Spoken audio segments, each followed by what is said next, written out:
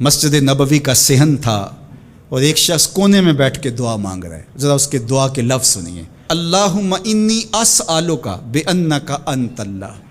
اے اللہ میں تجھ سے اس لیے مانگتا ہوں کہ تو میرا اللہ جو ہے. ذرا غور کیجیے. میرے والد گرامی فرماتے تھے کہ بیٹا باپ سے کہے کہ ابا جی میں آپ سے اس لیے مانگ رہا ہوں کہ آپ میرے ابو جو ہیں، تو باپ کو اپنا وجود بیچ کے بھی دینا پڑا تو اس کی ڈیمانڈ پوری کرے گا. جو اس نے لفظ ہی ایسا کہہ دیا کہ ابو میں آپ سے اس لیے مانگ رہا ہوں کہ آپ میرے ابو جو ہیں، تو میں نے آپ سے ہی مانگنا. تو بندہ کیا کہہ رہا ہے؟ اللہم انی اسألک بانک انت اللہ. اللہ میں تجھ سے اس لیے مانگ رہا ہوں کہ تو میرا اللہ جو ہے. لا الہ الا انت، تیرے علاوہ کوئی ہے بھی تو نہیں. انت الاحد الصمد الذی لم یلد ولم یولد. تو ایک ہی ہے، واحد ہے، اور کوئی ہے ہی نہیں جس در پہ جاؤں. کوئی چوکھٹ نہیں ہے جہاں دامن پساروں، کوئی دہلیز ہی نہیں ہے جہاں جھولی پھیلاؤں. تو بے نیاز ہے اور تجھے نہ کسی نے جنم دیا اور نہ تو نے کسی کو جنم دیا.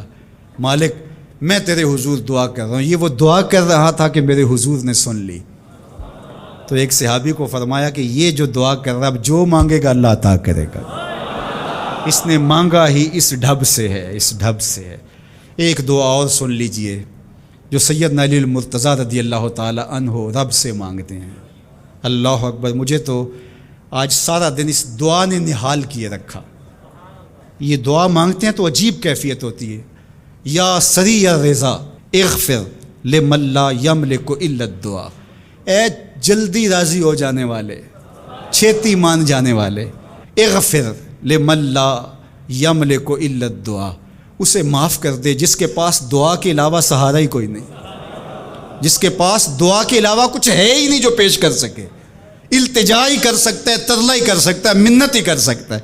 منتوں اور ترلوں کے علاوہ جس کے پاس کچھ نہیں ہے، اے جلدی مان جانے والے اس کی مغفرت کر دے، اس کو بخش دے. اللہ اکبر. تو وہ کریم ہے، وہ کہتا ہے میرے در پہ آؤ تو صحیح، کوئی جھولی پھیلاؤ تو صحیح. ہم تو مائل بکرم ہیں، کوئی سائل ہی نہیں. راہ دکھلائیں کسے رہ رو منزل ہی نہیں. کوئی آئے تو صحیح، جھولی پھیلائے تو صحیح، کوئی طلب تو کرے. دنیا والوں سے مانگیں تو ناراض ہوتے ہیں، اللہ سے نہ مانگیں تو ناراض ہوتا ہے.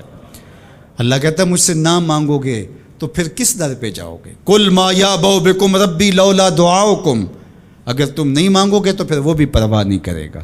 تم مانگتے رہو گے، جھولی پھیلاتے رہو گے، وہ اپنی رحمتیں تمہارے دامن میں ڈالتا رہے گا. اس کے خزانوں میں کوئی کمی نہیں آتی. ہر بندے کو اس کی ڈیمانڈ کے مطابق، چاہت کے مطابق، طلب کے مطابق، آرزو اور تمنا کے مطابق دے دے. اس کے خزانوں میں پھر بھی کوئی کمی نہیں آتی. تو اسی سے مانگیں.